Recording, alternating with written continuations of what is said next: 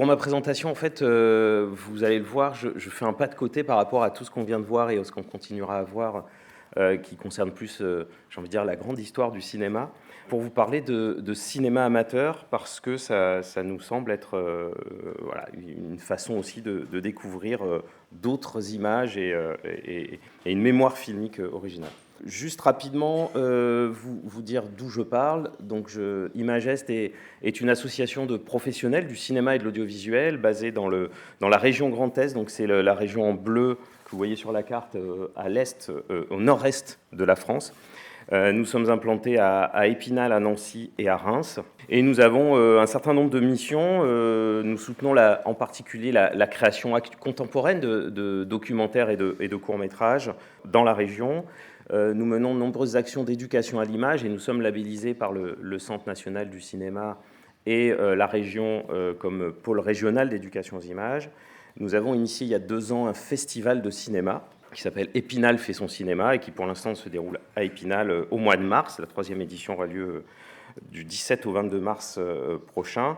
Et puis un pôle qui travaille sur le patrimoine avec en particulier l'animation des cinémathèques du Grand Est, un projet dont je reparlerai juste après, et avec des collections qui comprennent environ 15 000 films, dont 11 000 films amateurs, qui sont principalement des films de la région, alors soit qui concernent la région et qui ont filmé la région, soit qui ont été réalisés par des amateurs qui vivaient dans cette région, et plus d'1,2 million de photographies, les plus anciennes remontant à 1860 environ, et l'essentiel couvrant la période 1860-1980. Voilà, et je vous ai mis juste une plaque de verre d'un photographe qui s'appelle Paul Michels, voilà, que les Hongrois reconnaissent forcément et qui est donc à Budapest.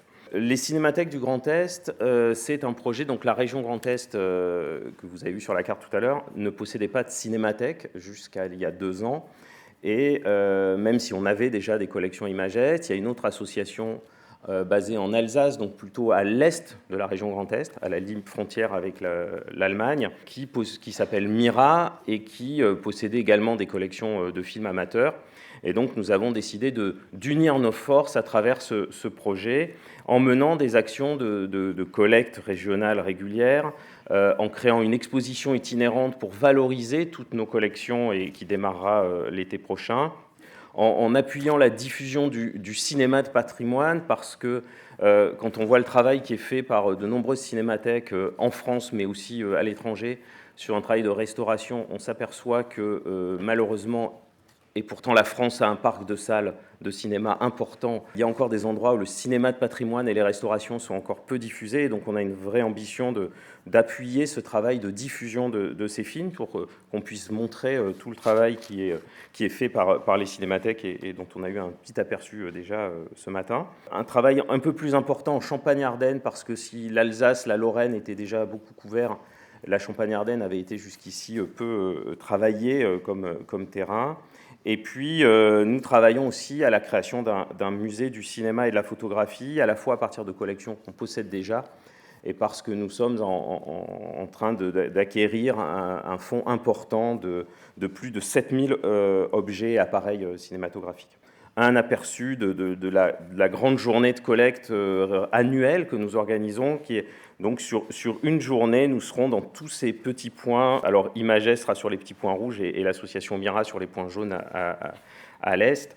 Voilà, pour donner rendez-vous, donc c'est le 11 octobre, dans un peu moins d'un mois, donner rendez-vous aux gens qui veulent nous confier leurs images amateurs. Il nous semble, pourquoi je trouvais intéressant de parler de cinéma amateur. Je sais qu'ici, dans les archives de NFAI, il y en a, c'est parce que ça nous semble être vraiment un matériau intéressant et qu'on ne peut pas l'apprécier uniquement comme finalement avec les mêmes critères que le cinéma d'auteur, parce qu'il ne poursuit pas les mêmes buts. Donc il n'y a pas d'organisation propre des moyens productifs ou créatifs pour satisfaire aux exigences formelles, esthétiques de ce qui est projeté.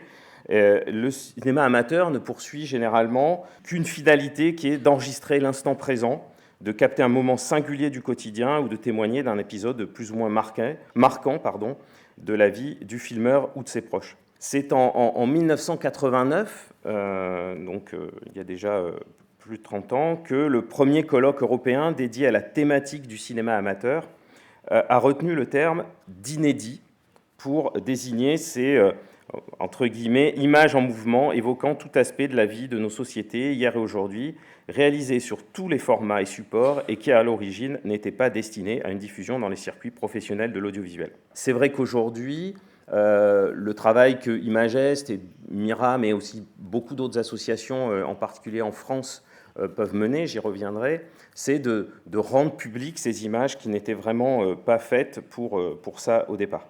Du coup, on est affaire à un champ finalement qui est aux limites très incertaines et mouvantes, puisque ça peut être du cinéma, enfin des films de famille, des films de voyage, des réalisations collectives dans le cas d'un atelier, des films de fin d'études, des films militants, des films techniques illustrant une problématique interne à une entreprise.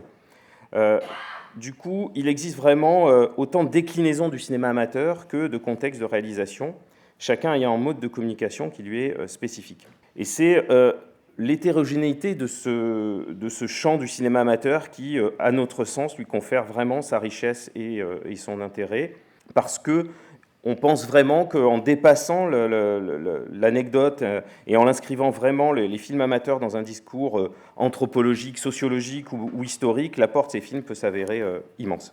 C'est vrai que souvent, il y a une absence de maîtrise formelle, un caractère parfois stéréotypé des images amateurs, mais c'est ça aussi qui leur confère, nous semble-t-il, encore une fois, cette formidable représentativité.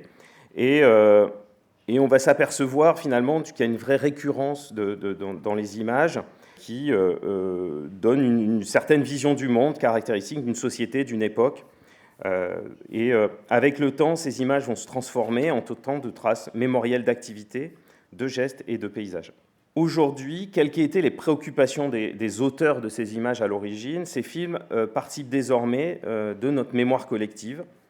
Elles font partie d'un héritage que l'on souhaite sauvegarder et transmettre aux générations futures, un patrimoine immatériel au même titre que les témoignages, les traditions, les contes et les légendes. Le cinéma amateur est une véritable source de documents à valeur historique qui témoignent de la vie de nos sociétés à une époque révolue. Alors on retrouve des faits divers, des pratiques de loisirs, des rites religieux, des exploits sportifs, des manifestations artistiques, des restructurations économiques. La Lorraine étant une terre historiquement très industrielle et sidérurgique, nous avons dans nos collections beaucoup de choses autour de ces questions-là, justement. Des transformations urbaines, des turbulences de la vie politique. Et ces films racontent des histoires incarnées, donc toujours singulières, qui contribuent à enrichir, voire à amender la version officielle de l'histoire. Et puis, le cinéma amateur, c'est surtout une fenêtre sur une histoire locale. Et en suivant son évolution historique, il est possible de retracer des faits marquants de nos territoires et de relater les grandes transformations à l'œuvre au plan local. L'histoire du cinéma amateur peut ainsi être le prisme de l'histoire de l'identité et de la mémoire partagée d'une région.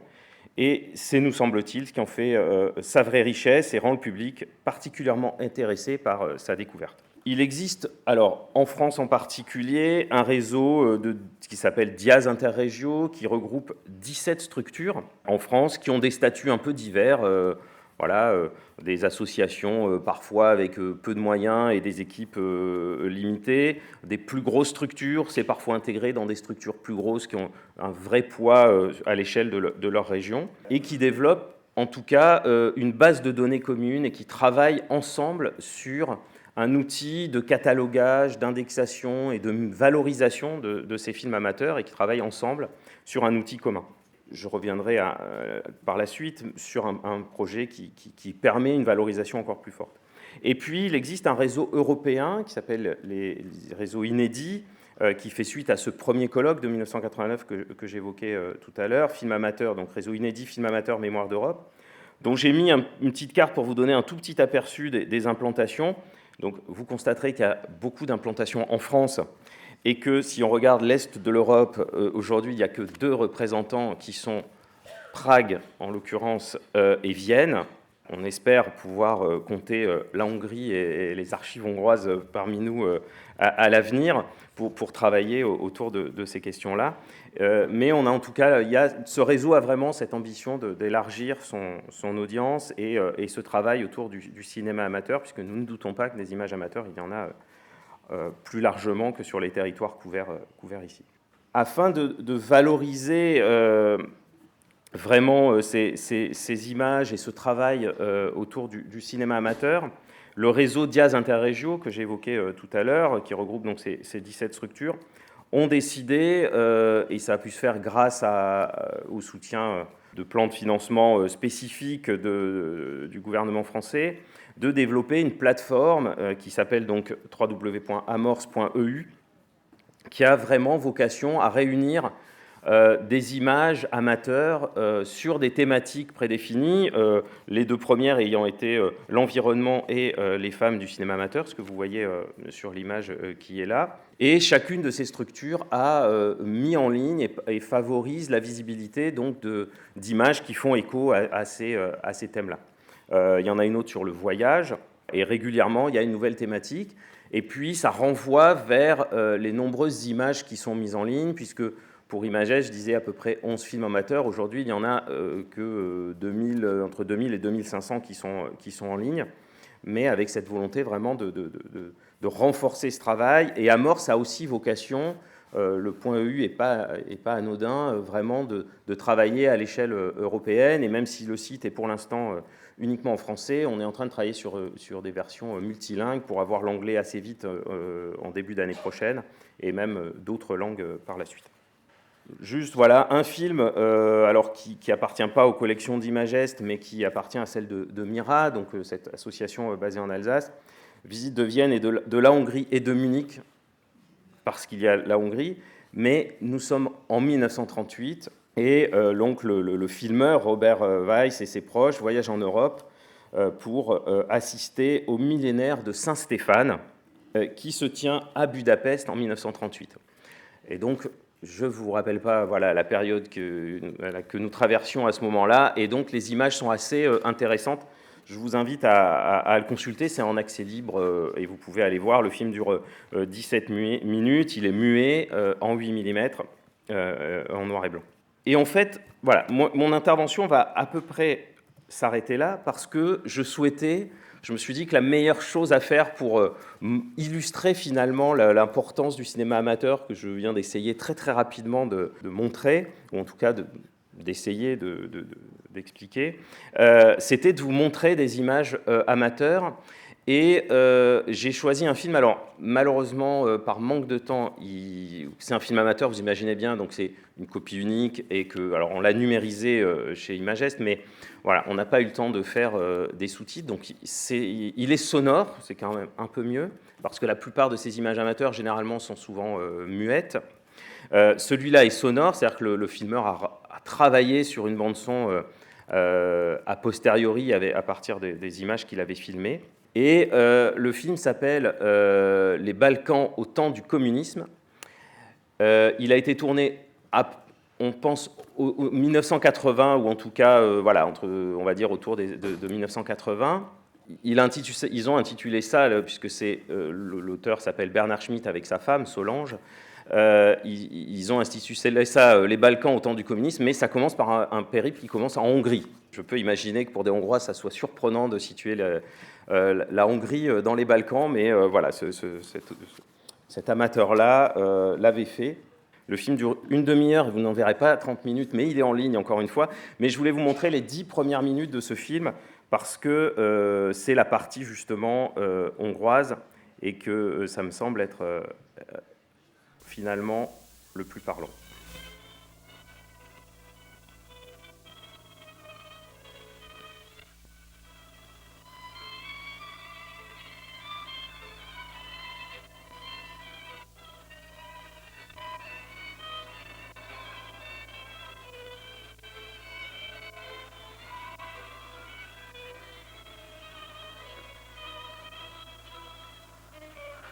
Nous abordons notre voyage à travers les Balkans à l'heure communiste par une visite de la Hongrie et de cette masse immense, de cette mer interne qu'est le lac Balaton. Jeu de drapeau.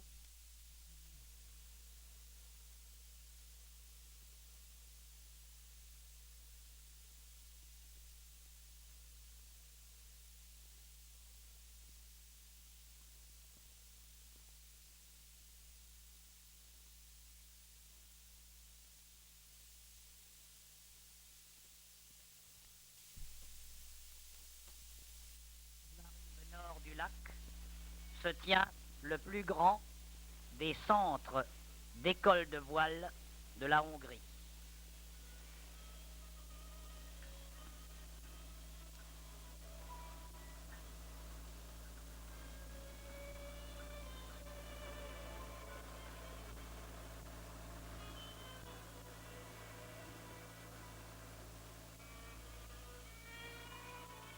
Le dimanche, paysans et paysannes des environs s'y donnent rendez-vous pour de joyeuses farandoles, des visites et surtout des leçons de civisme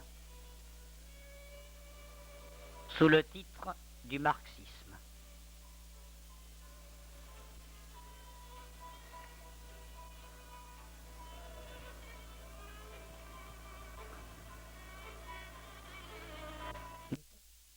À l'opposé de Tchiofok à Balaton-Fured, où la rade est dominée par les deux figures symboliques de l'activité sur le lac Balaton, la culture et la pêche. Au-dessus de Balaton-Fured, une église, hélas désaffectée, sert de musée ethnographique.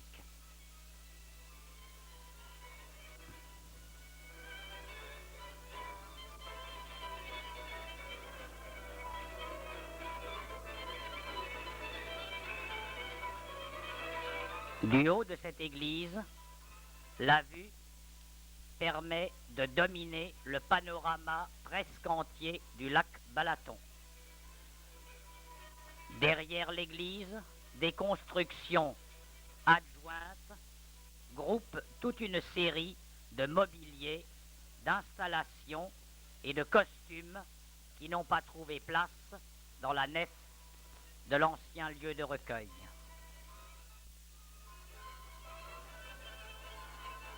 La campagne hongroise n'a rien de particulièrement réjouissant. Elle est vétuste, simple, frustre, voire monotone. Autour du puits, on rassemble les bêtes que l'on confie à la garde d'un jeune berger dont le seul trait original est la curieuse coiffure qui couvre son chef.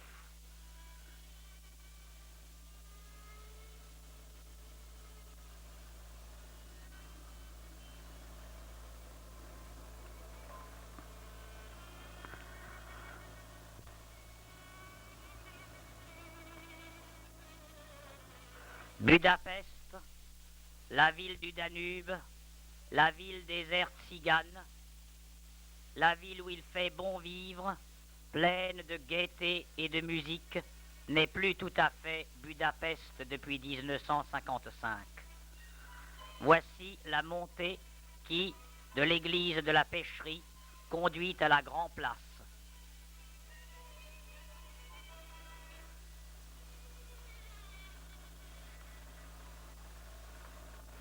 La Grand Place, dominée par la statue du roi Mathias, le premier pacificateur de la Hongrie païenne et plus tard chrétienne sous son règne.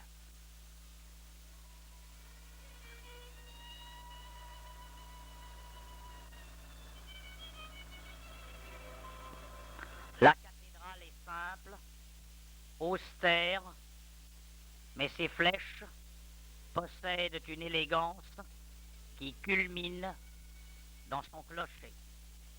Devant la cathédrale, une statue de Pest consacrée à la Vierge. Et derrière la cathédrale, les immenses jardins où toutes les fleurs prouvent leur épanouissement, même au mois de juin, même au mois de juillet, où la sécheresse de la Poussin, pourtant, devrait leur apporter un manque d'éclat qui, Dieu merci, fait ici défaut.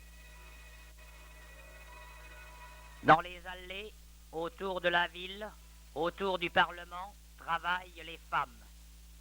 Et le monument Rákosi n'est remarquable que parce qu'il est entretenu par des mains féminines. De l'aube au soir, la circulation est intense sur le Danube. Navires de plaisance, grands remorqueurs qui suivent le fleuve jusqu'au Danube, il n'y a pas de cesse. Et voici la garde rouge de Budapest, dont la musique et la compagnie d'honneur s'apprêtent à accueillir un potentat d'Afrique.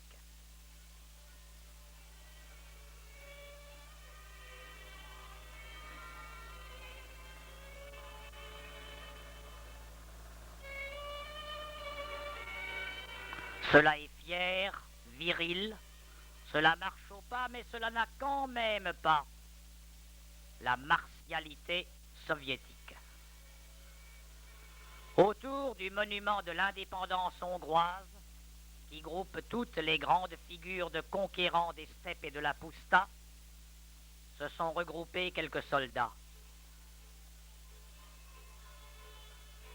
Ils portent la même étoile rouge que celle qui orne le pont Geller, que celle qui domine le clocher du Parlement, que celle qui figure sur tous les bateaux du Danube. Au fond, le monument de la Libération. Et du haut de ce monument de la Libération, la vue sans fin sur les boucles du fleuve.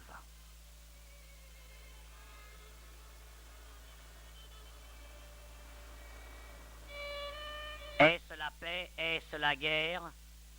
Il y a plus d'agressivité dans cette paix qu'il n'y a de paix dans la statue de la guerre. À 220 km de Budapest s'élève la ville de Debrecen, célèbre par son université. Debrecen n'est pas à proprement parler une grande ville. C'est un bourg qui a des prétentions de capitale de province. Mais son université, de fait, est remarquable et les arrangements conçus par les architectes et les horticulteurs valent le coup d'œil. Mais combien de boue dans ces rues?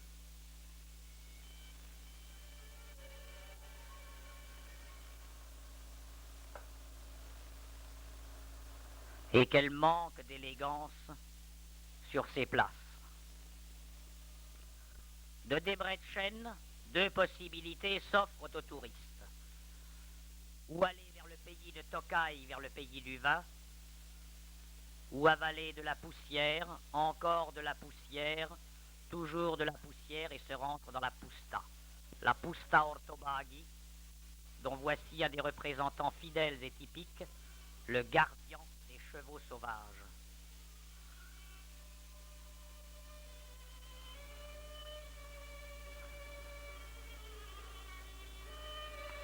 Authentiques descendants des Huns et des Avars, ces garçons, rudes paysans et merveilleux cavaliers, sont en quelque sorte nés en selle.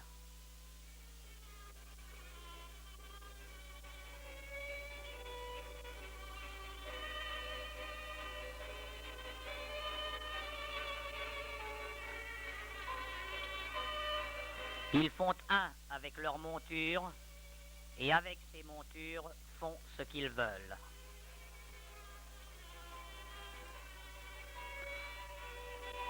La cavalcade, la poussière, le galop. Et maintenant, regardez bien. Redevenus dociles, les chevaux se rendent aux abreuvoirs et aux mangeoires, et les gardiens demeurés seuls montrent leur talent aux visiteurs. Quand je vous disais qu'ils faisaient faire à leur monture ce qu'ils voulaient.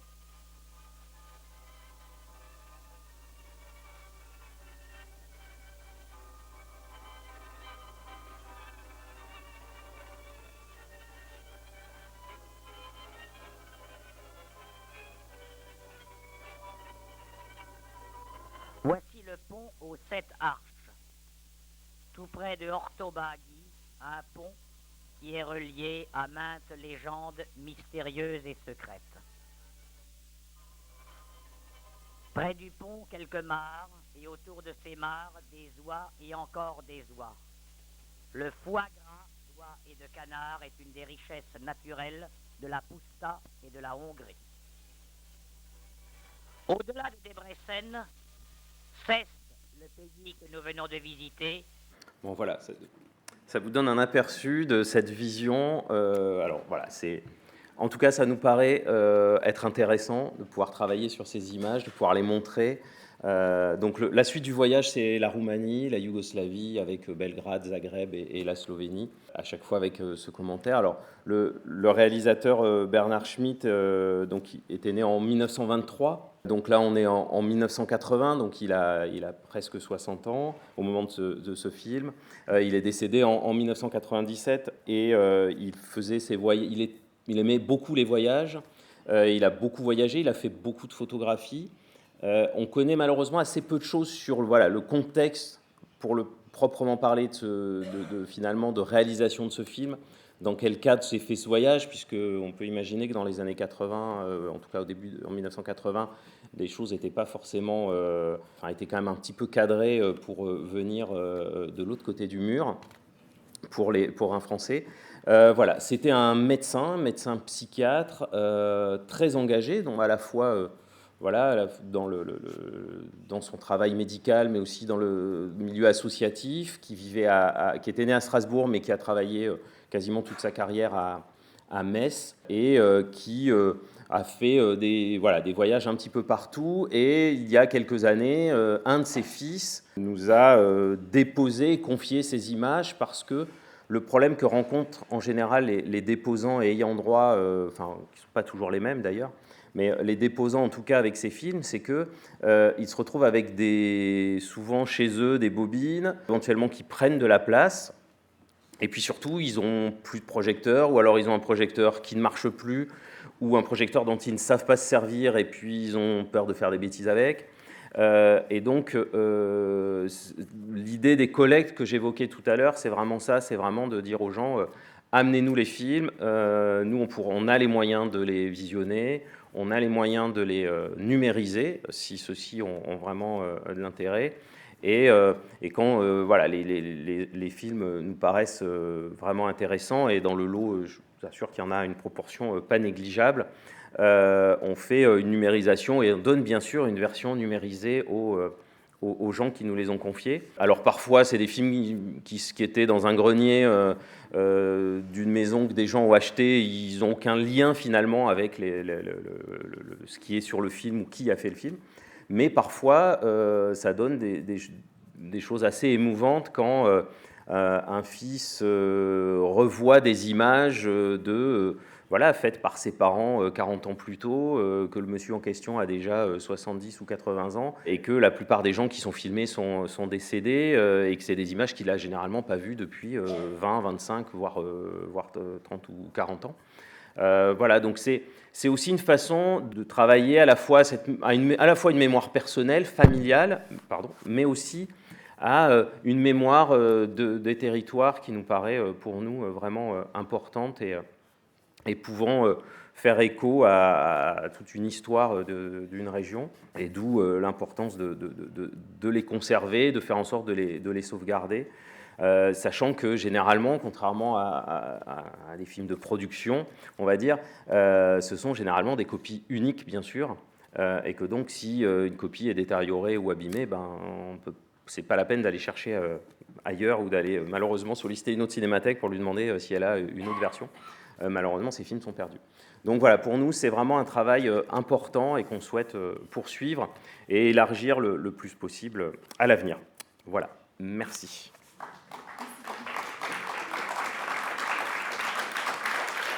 Donc si vous voulez voir tout le film, il est en ligne sur le site d'Imagest ou sur la plateforme Amorce dont je parlais tout à l'heure.